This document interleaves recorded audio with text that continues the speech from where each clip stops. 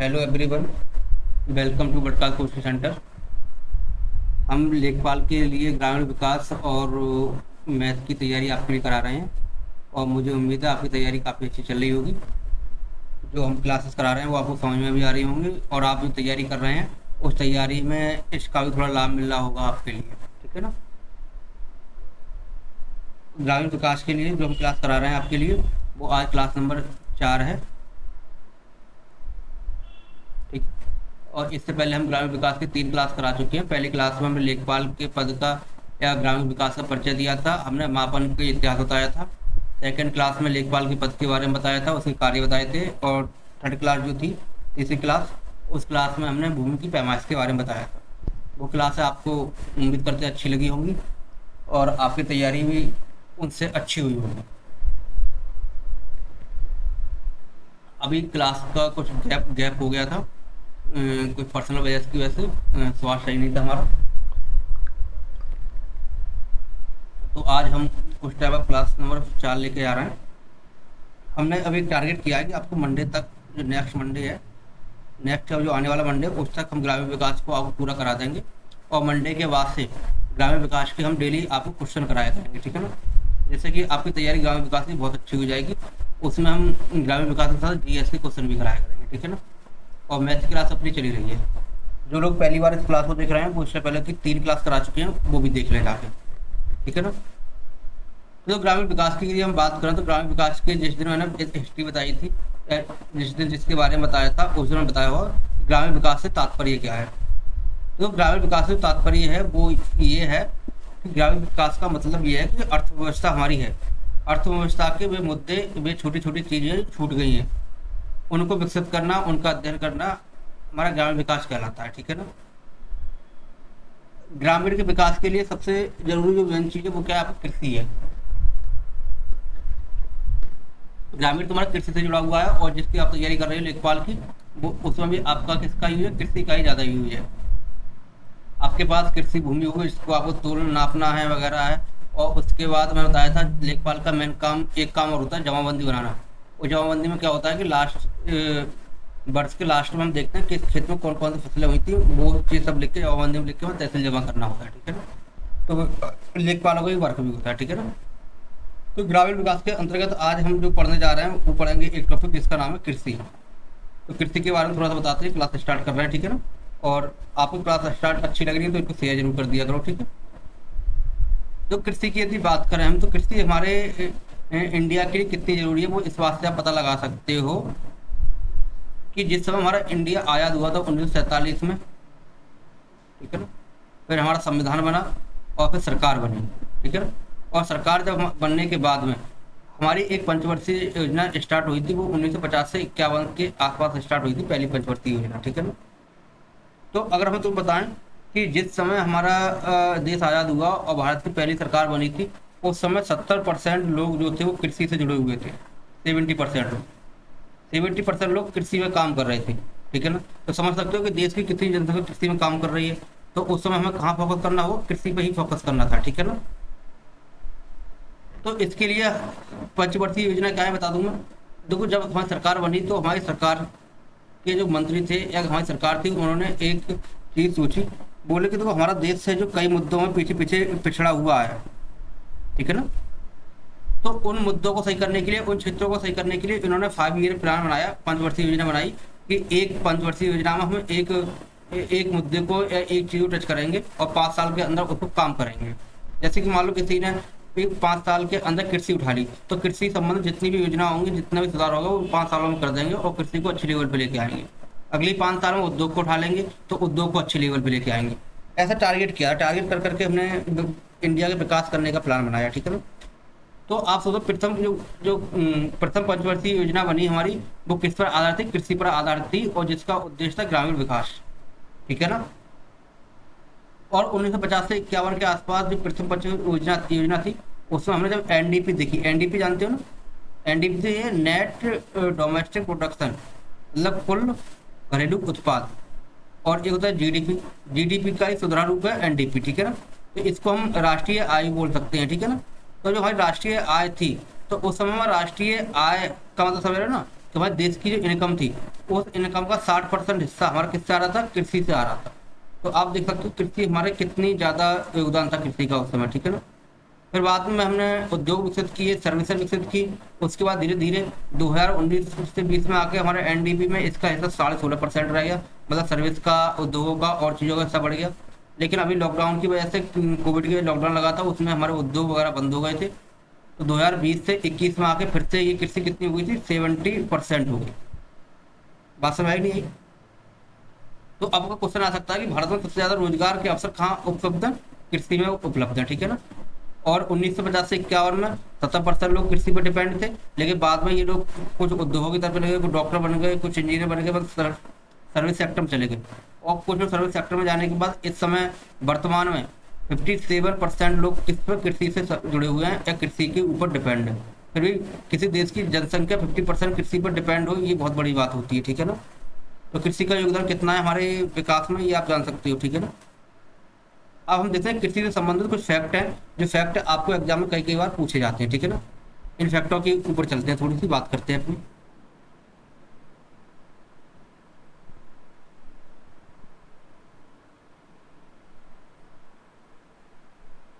हाँ, इन फैक्टों में देखें तो देखो हमारा सबसे पहले 2004 में हमारा राष्ट्रीय किसान आयोग की स्थापना की गई।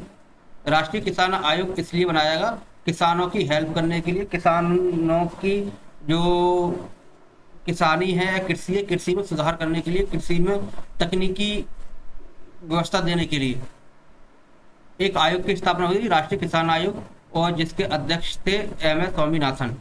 और इस आयोग की जिम्मेदारी थी कि कृषि में सुधार कैसे किया जाए, किसानों की हालत में सुधार कैसे किया जाए, ये पक्ष, ये मुद्दे हमें ला के दो, ठीक है ना।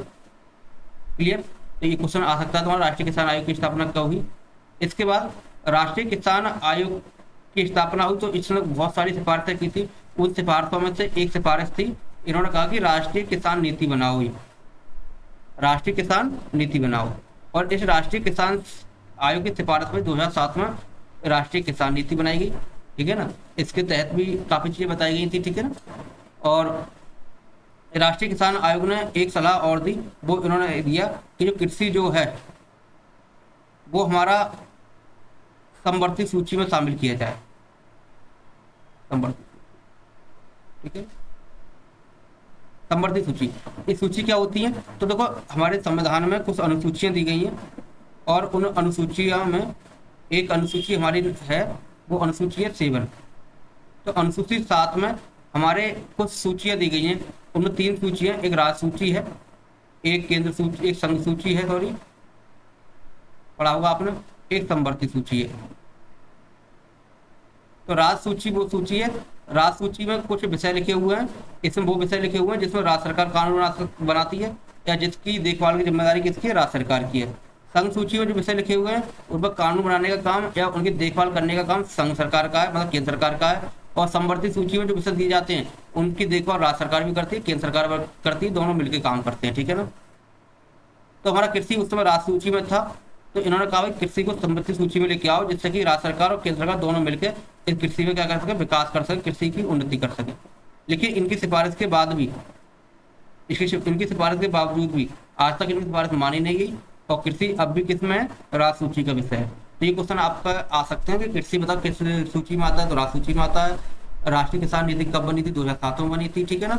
और राष्ट्रीय किसान आयोग की स्थापना कब हुई है, 2004 में हुई है। ये क्वेश्चन आपसे पूछ सकते हैं और इनके अध्यक्ष का नाम भी पूछ सकते हैं, ठीक है। क्लियर? मैं समझ रहा हूँ आपको लोगों के लिए क्लास अच्छी लग रही होगी और समझ में भी आ रही होगी, ठीक है। अगर आपके ये समझ में नहीं आ रही हो तो मुझे बता सकते हो, ठीक है ना।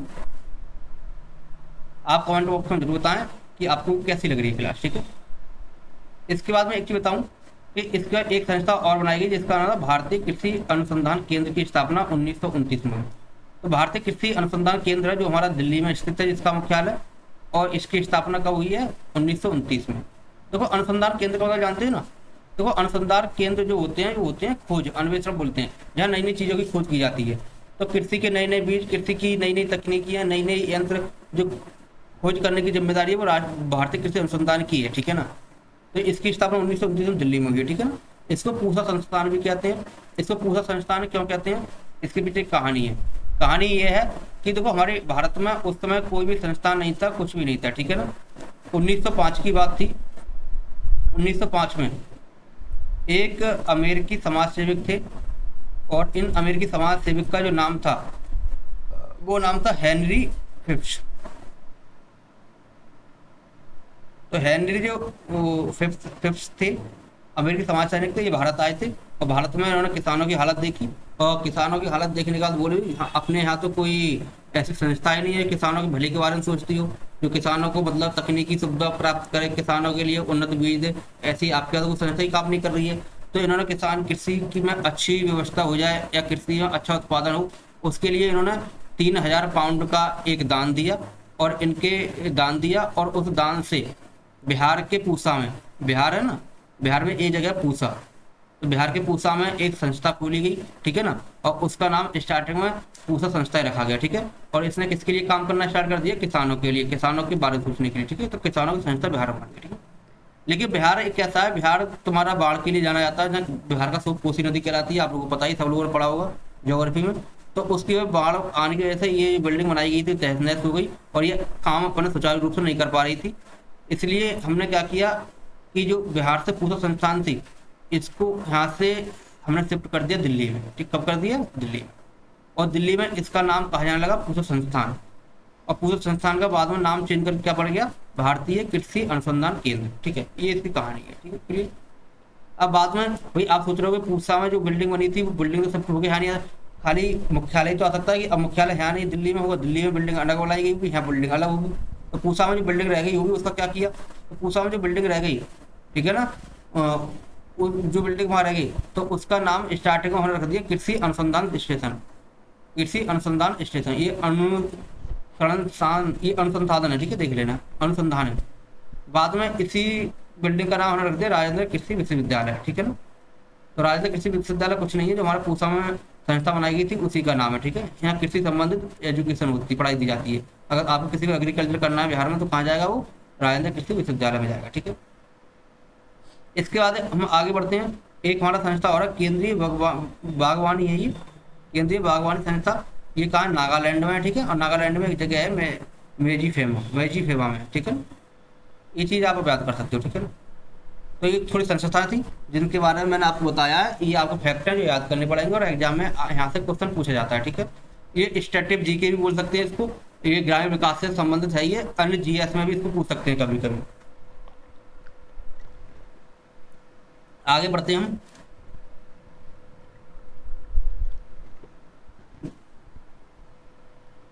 अब हम बताते हैं कृषि में फसलें होती हैं, तो उन फसलों का वर्गीकरण कैसे किया गया है, ठीक है ना। तो फसलों का वर्गीकरण कई आधार पर किया गया है। उसमें मैंने पहला जो आधार लिया है ऋतुओं के आधार पर। ऋतु मतलब कि वर्षा ऋतु है, शरद ऋतु है, ग्रीष्म ऋतु है, उसके आधार पर हम फसल बोते हैं, ठीक है ना। जिन फसलों के लिए ज़्यादा टेम्परेचर की जरूरत पड़ती है, कम पानी की जरूरत पड़ती है, उन्हें गर्मी में बोएंगे। जिन्हें ज़्यादा पानी की जरूरत पड़ती है और सर्दी में होती हैं, उन्हें कब बोएंगे? सर्दियों में बोएंगे, ठीक है। जिन्हें पानी की जरूरत है, बहुत ज़्यादा पानी की जरूरत है, उन्हें वर्षा ऋतु में बोएंगे, ठीक है ना। तो अलग अलग उसी के हिसाब से मतलब खेती की बुवाई होती है, ठीक है ना। तो हमारी जो खरीफ की फसल है, वो खरीफ की फसल है, इसको हम जुलाई में बोते हैं और अक्टूबर में काट लेते हैं, ठीक है ना। इसमें क्या है, आपको थोड़ा फ्लेक्सिबल लेना है। तो समय पूछेंगे जुलाई का जो खरीफ की फसल की बुआई कब होती है, तो जुलाई अगस्त लगा सकते हैं, जुलाई अगस्त में, ठीक है ना। जुलाई के एंड में हो जाती है, अगस्त के स्टार्टिंग तक हो जाती है, ठीक है ना। और इसकी कटाई अक्टूबर के एंड तक और नवंबर के स्टार्टिंग तक हो जाती है, ठीक है ना। तो जुलाई की जो खरीफ की फसल है, वो जुलाई में बुआई और अक्टूबर में कटाई हो जाती है, ठीक है ना। और इसमें धान, ज्वार, बाजरा, मक्का, तिल वगैरह ये सब चीज़ें आती हैं, इनको आप याद कर लेंगे, ठीक है ना। तो इससे क्वेश्चन ये आता है कि खरीफ की फसल की बुआई कब होती है, कटाई कब होती है, कौन सी फसल किस प्रकार की, ठीक है ना। अब जुलाई से अक्टूबर में हो रही है, तो बता जुलाई से अक्टूबर में कौन सा महीना होता है? जुलाई से अक्टूबर में वर्षा ऋतु होती है, खूब बारिश होती है अच्छी खासी, ठीक है ना। तो उस टाइम पे होती है, ठीक है। तो यहाँ जितनी भी फसल होंगे ना, पानी की ज़्यादा आवश्यकता होगी, ठीक है। एक होती है रबी की फसल।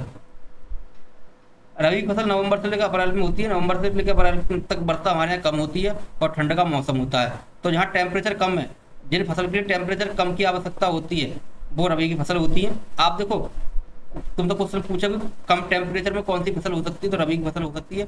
आप ऐसा समझ लेना, नवंबर से लेकर अप्रैल तक हमारे घर ठंड होती है, तो ठंड में टेम्परेचर क्या होता है? कम होता है। नवंबर में इसकी बुआई हो जाती है, अप्रैल में इसकी कटाई हो जाती है, ठीक है। ये रबी की फसल होती है, इसमें गेहूं, चना, जौ, सरसों, मटर आदि आते हैं, ठीक है ना। एक जायद की फसल होती है, जायद की फसल को पानी वाली फसल बोलते हैं, ज़्यादा पानी में होती है, ठीक है ना। और इसका समय पीरियड है वो बहुत कम है, ये बहुत कम समय हो जाती है। देखो इसको नवंबर से अप्रैल में हो रही है, देखो तो नवंबर, अक्टूबर, दिसंबर, जनवरी, नवंबर, दिसंबर, जनवरी, फरवरी, मार्च, अप्रैल, करीब 6 महीने ले रही है। और जुलाई, अगस्त, सितंबर, अक्टूबर, 4 से 5 महीने ये भी ले रही है, ठीक है ना। और ये मार्च से अप्रैल में ये मई, जून, फिर 2-3 महीने रह रही है, ठीक है। तो ये जायद की फसल कम समय में हो जाती है, ठीक है ना। खीरा, तरबूज या ककड़ी जो होती है वो, ठीक है, ठीक है, समझ जाओगे। एक बता दूं, हम जो उत्तर प्रदेश में हमारा सरकारी रजिस्टर जो मेंटेन होता है, तो सरकारी रजिस्टर मेंटेन में हम सिर्फ खरीफ की फसल और रबी की फसल का यूज करते हैं, ठीक है ना। और एक ही बता दूंगा, जो हमारी पहली फसल की काउंटिंग होती है, वो पहली फसल हमारी कौन सी होती है, खरीफ की। दूसरी कौन सी होती है, रबी की। तो आपसे क्वेश्चन पूछ सकते हैं, बताओ हमारी पहली फसल कौन सी होती है, वो होती है खरीफ की। हमारी साल स्टार्ट होती नहीं है, वो खरीफ से स्टार्ट होती है, ठीक है ना। तो जैसे मान लो, देखो आज हमने खरीफ की फसल बोई पहली बार, फिर हम रबी बोएंगे, फिर बोएंगे जायद, एक खत्म हो गया। फिर अगले नंबर आएगा तो दूसरे नंबर पे दूसरी बार कब आएंगे, फिर से खरीफ से स्टार्ट होगी दूसरी, फिर रबी, फिर जायद, फिर तीसरी आएगी, फिर खरीफ, फिर रबी, फिर जायद। तो ये क्रम चलता रहता है, ठीक है। इस क्रम को ही हम बोलते हैं फसली। क्या बोलते हैं, फसली, फसली। तो इस समय तुमसे पूछा जाए कि 2022 में इस समय कौन सी फसली चल रही है, तो इस समय 1429 फसली चल रही है। मतलब जब से हमने काउंटिंग करनी स्टार्ट की है, तब से 1429 बार हम काउंटिंग कर चुके हैं, ठीक है। तो इसके लिए हम 1429 फसली बोलते हैं, ठीक है ना। अब जैसे पहुंचेंगे हम कहाँ, जुलाई में जाकर, तो जुलाई में जाकर फसली चेंज हो जाएगी, कौन सी, 1430 फसली हो जाएगी, ठीक है, ठीक है। तो ये भी थोड़ा फसली वाला भी क्वेश्चन आ सकता है कि इस समय कौन सी फसली चल रही है, हमारी 1429 फसली चल रही है, ठीक है, क्लियर। आगे बढ़ें। देखो आर्थिक दृष्टि से भी हमने क्या किया है, इसका डिवाइडेशन किया है। तो इसको हमने पतले अनाज में और मोटे अनाज में बांट रखा है। पतला अनाज कौन सा होता है, तो पतला अनाज वो होता है जो रबी की फसल होती है। रबी की फसल को हम पतले अनाज में लेके चलते हैं ज़्यादातर। जैसे कि देखो गेहूँ हो गए, जौ हो गए, धान, ये किस में आएंगे, पतली। इनके जो अनाज है, अनाज का दाना होता है पतला होता है, ठीक है ना। और देखो ज्वार है, बाजरा है और मक्का, इनका दाना मोटा होता है, इसलिए इसे मोटे अनाज की फसल बोलते हैं, ठीक है। ये क्वेश्चन आता है कि मोटे अनाज की फसल कौन सी है, पतले अनाज की कौन सी है। सरकार भी कई बार रेट ऐसे जारी करती है कि मोटे अनाज की फसल के रेट बढ़ाए जाएं या पतले अनाज की बढ़ाए जाएं। सरकारी कई बार ऐसे ही बोलती है, ठीक है। कुछ दलहनी फसल होती है, दलहन से संबंधित होती है, जैसे चना है, मूंग है, मटर है, मसूर, सोयाबीन, ठीक है ना। ये कभी क्वेश्चन कई बार पूछा जा सकता है। एक बार क्वेश्चन ऐसा आया था कि बताओ निम्नलिखित में से कौन सी दलहनी फसल नहीं है। तो 4 ऑप्शन थे, 3 में दलहनी फसल थी, 1 में नहीं थी, तो आपको टिक करना था, ठीक है ना। बोलो भाई, समझ आ रहा है आपको कि नहीं आ रहा है। देखो इसका कुछ चारे की फसलें होती हैं। चारे का मतलब क्या है, जिनको हम मवेशी हैं या मवेशी जो हमारे होते हैं, पशु होते हैं, जिनका चारे के रूप में यूज होता है, चारे के लिए बुवाई होती है। जैसे बरसीम हो गई, ज्वार हो गया, लोबिया हो गया, ठीक है, ये नेपियर घास हो गई, ये सब कोई चारे की फसलें होती है, ठीक है, क्लियर। कुछ रेशे की फसलें होती हैं। रेशे की मतलब जानते हो, रेशम, जहाँ से रेशम प्राप्त हो, रेशम मतलब जहाँ से कपड़ा प्राप्त होता है। जो कपड़ा कहाँ से प्राप्त होता है, उन्हें रेशे की फसलें बोलते हैं। जैसे कपास से, जूट से, सनई से, फ्लैक्स से, ये आदि कौन सी रेशे की फसलें, ठीक है ना। कुछ हमारी चीनी देने वाली फसलें होती हैं। तो चीनी का उत्पादन हमारे गन्ना से होता है और किससे, चुकंदर से होता है। तो एक बार क्वेश्चन आया था कि बताओ चीनी किससे प्राप्त होती है, तो उसमें गन्ना ऑप्शन में नहीं था, तो क्या लगाना था, चुकंदर। तो चीनी हमारे गन्ना और किससे बन रही है, चुकंदर से बन रही है, ठीक है। तो ये ऐसी फसलें तुम्हें, देखो इनको याद करने की जरूरत नहीं है। अगर आप एक बार इस वीडियो को देख लोगे, देखते जा रहे हो, तो एक आपको आइडिया लग जाएगा, क्योंकि सब किसान वर्ग से ज़्यादातर लोग होंगे आप में से, पढ़ते हुए समझ जाएंगे, ठीक है ना। आगे बढ़ते हैं थोड़े से। अब देखो एक वनस्पति वर्गीकरण दे रखा है इन्होंने, एक वनस्पति वर्गीकरण दिख रहा है। इसमें भी कई प्रकार से बांट रखा है इन्होंने, वनस्पति के परिवार के रूप में बांट रखा है। जैसे एक को हमने घास परिवार बोल दिया है, एक को मटर परिवार बोल दिया है, एक को आलू परिवार बोल दिया है, एक को कंपोजिट परिवार बोल दिया है, एक को लीजिएसी परिवार बोल दिया है, ठीक है। तो ये किसी का नाम दे देते हैं, जैसे तंबाकू नाम दे दिया कि बताओ तंबाकू किस परिवार से, तंबाकू किससे, आलू परिवार से, ठीक है। ऐसे आपको टिक करना है, ठीक है। ये आप याद कैसे करें इतनी चीजें, तो देखो याद करने की एक ही चीज है। तो देखो जितनी भी दलहनी फसलें हैं, जो दलहन संबंधित है, वो सब मटर परिवार में आती है। देखो मैंने अभी आपको लिखवाया था ऊपर, दलहनी फसलें मटर थी, चना, मूंग, उर्द, अरहर, सनई, लोबिया, ये सब दाल के रूप में इनका यूज किया जाता है, नहीं किया जाता है। और तो ये कौन सी हो जाएंगी तुम्हारी, मटर परिवार से हो जाएंगी, ठीक है। तो एक याद ये होगी। दूसरी घास परिवार से ऐसा कर लेना, जो वो फसलें जिनका हम घास के रूप में भी यूज करते हैं, पशुओं के लिए, वो घास परिवार में आएगी। जैसे गेहूँ है तो गेहूँ को देखो भी, गेहूँ तो हम निकाल लेते हैं, गेहूँ के बाद जो बचता है उसका भूसा बना लेते हैं, घास के रूप में कर लेते हैं। ऐसे जौ का भूसा बना लेते हैं, घास के रूप में होता है। धान के भी घास के पशु को खिला देते हैं, गन्ना भी खिला देते हैं, बाजरा है, मक्का है, ज्वार है, ये सब सवा वगैरह ये सब वो घास के रूप में इनका यूज होता है, ठीक है ना। तो ये घास परिवार से हो जाएंगे, क्या दिक्कत है। आलू पर आपको सिर्फ याद जो करना है वो आलू परिवार याद करना है। आलू परिवार में देखो ये आएगा, आलू तो आएगा, तम्बाकू, भिंडी, धतूरा, बैंगन, टमाटर, मिर्च, ये आलू परिवार में आएंगे, ठीक है ना, क्लियर। और कंपोजिट परिवार में कौन कौन से हैं? कंपोजिट परिवार में जहाँ से जाता है ऑयल प्राप्त होता है, जैसे सूरजमुखी है, गेंदा है, वगैरह वगैरह, ठीक है। और लीजिएसी परिवार में कौन से होंगे? इसमें लहसन, प्याज वगैरह आएगा, ठीक है। तो इनको याद कर लोगे लीजिएसी परिवार में। थोड़ा सा हल्का सा इनमें एक दो चीज़ों को याद कर लोगे तो आपको याद हो जाएंगी, ठीक, क्लियर। अब देखेंगे, अब एक चीज आती है कृषि आगत। कृषि आगत क्या है बताओ, कृषि आगत क्या है?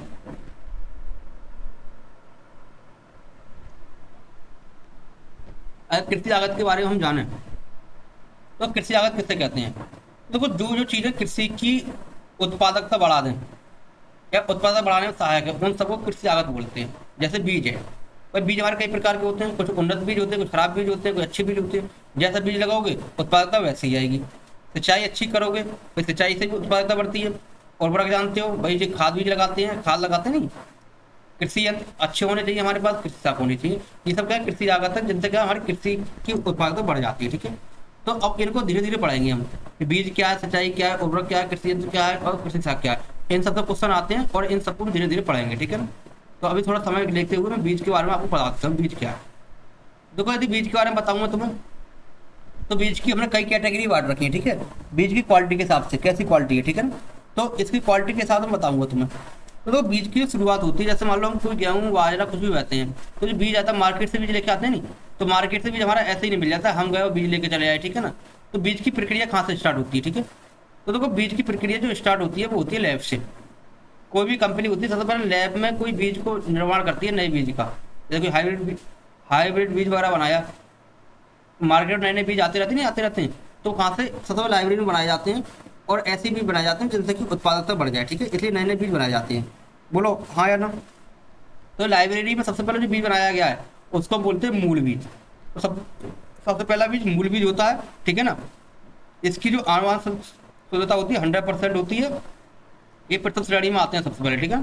ये बहुत महंगे होते हैं, इसलिए इनका यूज जो होता है वो तुम्हारा कृषि के लिए नहीं किया जाता है, बस इनका वो पहली बार लाइब्रेरी बनाए जाते हैं, ठीक है। और लाइब्रेरी बनाने के बाद इनको खेत में डाला जाता है, फिर थोड़ा सा उत्पादन किया जाता है इनमें। और उत्पादन करने के बाद थोड़ा ही भी, देखो भाई 2 किलो बीज था बन के आया, 2 किलो का हमने कितना कर लिया, 10 किलो कर लिया, ठीक है ना। उनको बोलते हैं जनक बीज, जो नंबर 2 पे होते हैं, ठीक है ना। ठीक है, तो इनका उत्पादन कैसे होता है, मूल बीज से होता है और ये किस्म प्रथम श्रेणी में आते हैं, ठीक है ना। इसके तो मार्केट में मिल भी जाएंगे।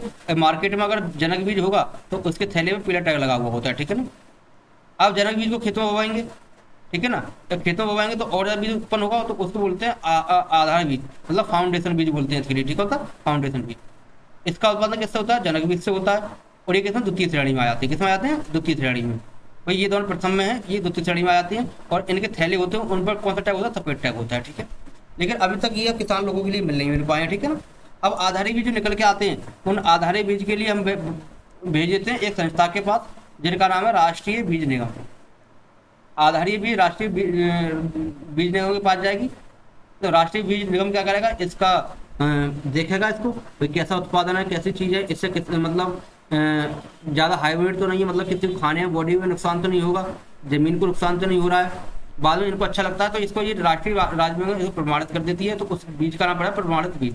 और जब बीज प्रमाणित हो जाता है तो ये किसानों को मिल जाता है और किसान इसका प्रयोग करते हैं खेतों में, ठीक है। तो तुम्हारा क्वेश्चन आ सकता है किसानों द्वारा सबसे ज़्यादा जो खेती में प्रयोग किया जाता है वो बीज कौन सा है, प्रमाणित बीज है, ठीक है। यदि आप ऐसे मार्केट में लेने जाओगे तो इस पर नीले रंग का टैग लग रहा होगा, ठीक है, क्लियर। एक है बीज बैंक। बीज बैंक बनाएगी इस समय 1999-2000 का बीज बैंक की स्थापना हुई। बीज बैंक की स्थापना इसलिए हुई भाई जितने भी प्रमाणित करके बीज होते हैं, इन बीजों के सैंपल हम बीज बैंक में रख देते हैं। बीज बैंक में इसलिए रख देते हैं कि मान लो कभी कोई आपदा आ गई या कोई दिक्कत आई तो किसानों के पास सब बीज चले गए, किसानों खेतों में बो दिए, उसका उत्पादन नहीं हुआ, बाढ़ के जैसे सूखा की वजह से, किसी की वजह से, तो उसकी तो भाई नस्ल नष्ट हो जाएगी, अगली बार बीज कहाँ से आएगा, ठीक है ना। तो इसलिए जितने बीज बनते हैं उनके सैंपल थोड़े थोड़े बीज बैंक में रखे जाते हैं, जिससे किसी स्थिति में बीज खत्म होने पर यहाँ से निकाल लिया जाए, ठीक है।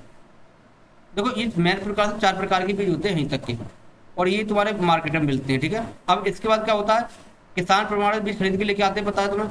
किसान ने अपने मतलब 10 किलो लेके आया किसान, और इसने इसने 1 कुंटल की पैदावार कर ली, तो किसान क्या करेगा, अगली बार प्रमाणित बीज ना खरीदेगा, अगली बार क्या करेगा, इन्हीं बीज में से खेत में डाल देगा, ठीक है ना। उसको बोलते हैं सच्चा बीज, ठीक है।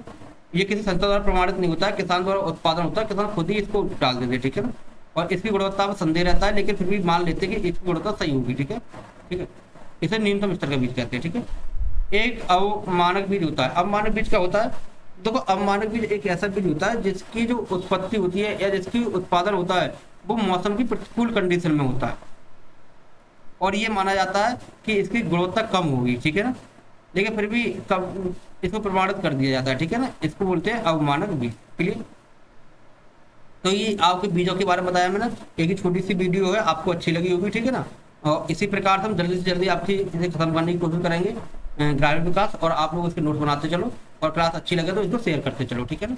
आज के लिए इतना ही कराएंगे हम, अगली नेक्स्ट वीडियो कराते हैं, ठीक है। नेक्स्ट वीडियो क्या कराएंगे, सिंचाई के बारे में बताएंगे, अन्य चीज़ों के बारे में बताएंगे, और फिर सरकार के द्वारा जितनी योजना चलाई जा रही है वो योजना के बारे में बताएंगे, और लगभग लगभग उसके बाद आपकी खत्म सी होने लगेगी, ठीक है, धीरे धीरे करके ग्रामीण विकास, ठीक है। नेक्स्ट क्लास में मिलते हैं, तब तक तैयारी करते रहो।